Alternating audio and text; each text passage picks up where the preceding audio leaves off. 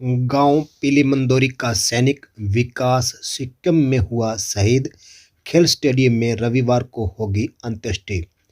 सिक्किम के जैमा में शुक्रवार को सेना की टुकड़ी को ले जा रहे ट्रक हादसे में गांव पीलीमंदोरी निवासी ग्रेनेडियर 23 वर्षीय विकास वीरगति को प्राप्त हो गया। इस हादसे में सेना के 16 जवान शहीद हुए हैं। विकास के शहीद होने की सूचना उसके बड़े भाई आत्माराम को सूबेदार बजरंग सिंह ने दी। शनिवार को सुबह उन्हें यह सूचना मिली। शहीद होने की सूचना मिलने के दौरान विकास की पत्नी कृष्णा अपने बच्चे सहित करीब 15 दिन से मायके गई हुई थी। गांव में सैनिक के वीरगति के प्राप्त होने की सूचना मिलते ही पूरे गांव में शोक की लहर दौड़ गई। इस घटना की सूचना पाकर ग्रामीण भी शहीद के घर पर पहुंच गए और शोकाकुल परिवार को सांत्वना दी। गांव पीलीमंदोरी निवासी विकास कुमार का परिवार गांव से करीब 2 किलोमीटर दूर डिंग रोड स्थित फतेहाबाद ब्रांच नहर के पास खेत में बनी ढाणी में रहता है। शहीद का पार्थिव शरीर रविवार को गांव में पहुंचेगा, जिसको लेकर ग्रामीण ब्रांच नहर के साथ लगते रास्ते पर साफ सफाई करने में लगे हुए हैं। वहीं शहीद के अंतिम संस्कार को लेकर गांव के खेल स्टेडियम में सरपंच धर्मवीर गोरछिया व ग्रामीणों द्वारा साफ सफाई कर अंत्येष्टि की तैयारी की गई है। शहीद विकास वॉलीबॉल का नेशनल खिलाड़ी रहा और खेल कोटे से मार्च 2018 में सेना में भर्ती हुआ। उसके खेल प्रेमी होने के चलते ग्रामीणों ने उसके अंतिम संस्कार के लिए खेल स्टेडियम को चुना है। शहीद के भाई आत्माराम ने बताया कि विकास के पुत्र रत्न की प्राप्ति पर 4.5 माह पहले विकास छुट्टी पर आया था। वह अपनी पत्नी कृष्णा व सभी पारिवारिक सदस्यों को बताकर गया था कि वह जल्द ही छुट्टी लेकर आएगा।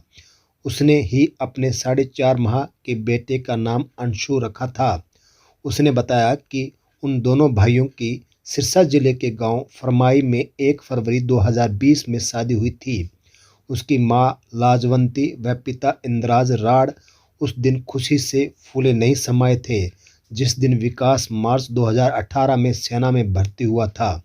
उसने गांव से 12वीं तक शिक्षा प्राप्त करने के बाद नाथुश्री चोपटा में ITI की शिक्षा प्राप्त की। बाद में सेना में भर्ती हो गया। उसके भाई ने बताया कि वह हमेशा कहता था कि वह अपने गांव का नाम रोशन करेगा और पूरे गांव में वह हर व्यक्ति के साथ पूरी तरह से घुल मिलकर रहता था। जब भी आता था तो खेल स्टेडियम में अवश्य जाता था और खिलाड़ी होने के चलते अपने खिलाड़ी साथियों से भी मिलता था। अब गांव व देश के लिए हमेशा तैयार रहने वाले इस विकास की हमेशा याद आएगी। गांव ढांड के राजकीय वरिष्ठ माध्यमिक विद्यालय में अध्यापकों की कमी के चलते ग्रामीणों ने धरना दे जताया रोष। गांव ढांड के राजकीय वरिष्ठ माध्यमिक विद्यालय में शनिवार को अध्यापकों की कमी के चलते ग्रामीणों ने स्कूल गेट के सामने धरना देकर रोष जताया।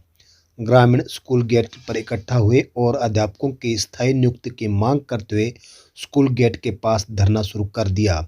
इस दौरान उपस्थित प्रदीप, रोशन, मोहन, राजेश का कहना है कि उनके गांव के सरकारी स्कूल में पहले से ही 3 टीचरों की कमी है, जिसमें यहां विज्ञान, सामाजिक और मैथ विषय के पहले से ही टीचर नहीं हैं। पेपर बच्चों के बिल्कुल नज़दीक आ चुके हैं। ऐसे में एक और अध्यापिका की बदली कर दी गई। वोकेशनल सब्जेक्ट IT के स्कूल में 70 बच्चे हैं, जिसमें से 60 लड़कियां हैं। उनकी टीचर श्वेता वधवा की डेपुटेशन पर बदली कर दी गई है, जो सरासर गलत है।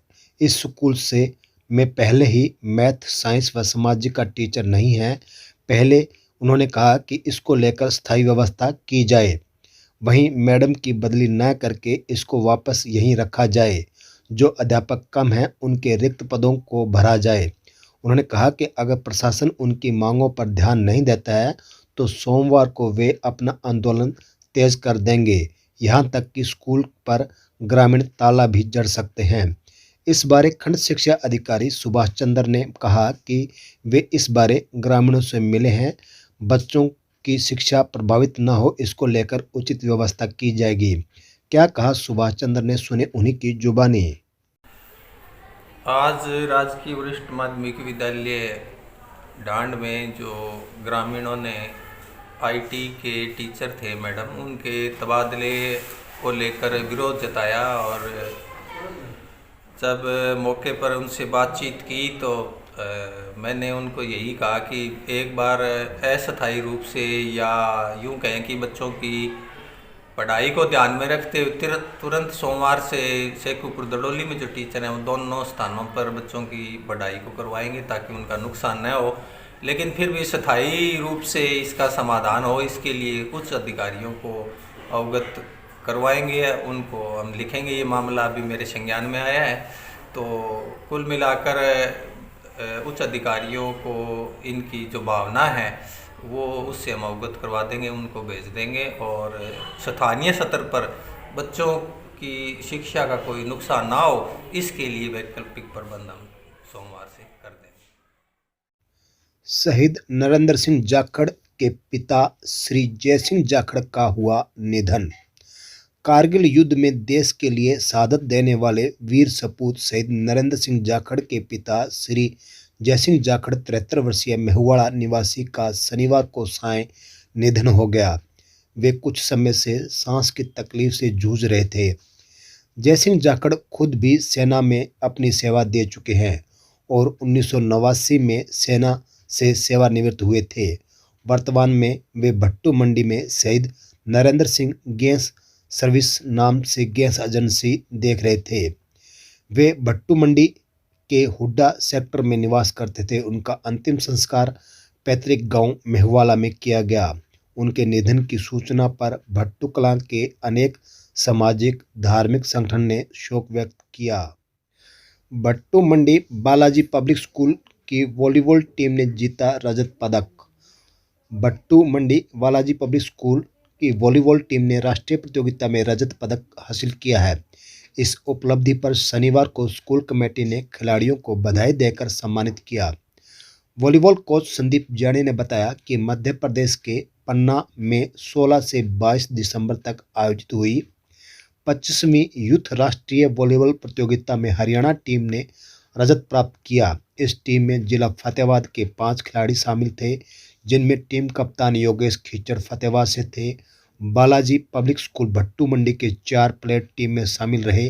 योगेश खिचड़, आर्यन डूडी, अनुकुल भट्ट, विशांत चौधरी और एक खिलाड़ी पुलिस लाइन फतेहाबाद से दीपक जाखड़ फतेहाबाद की ओर से खेले। एक खिलाड़ी महिला टीम के सदस्य कल्पना थी। स्कूल प्रधानाचार्य श्रीमती संतोष शर्मा, निर्देशक नरेंद्र साई, सचिव राजाराम जानी ने सभी खिलाड़ियों और टीम कोच मुकेश को बधाई देकर खिलाड़ियों के उज्जवल भविष्य की कामना की है।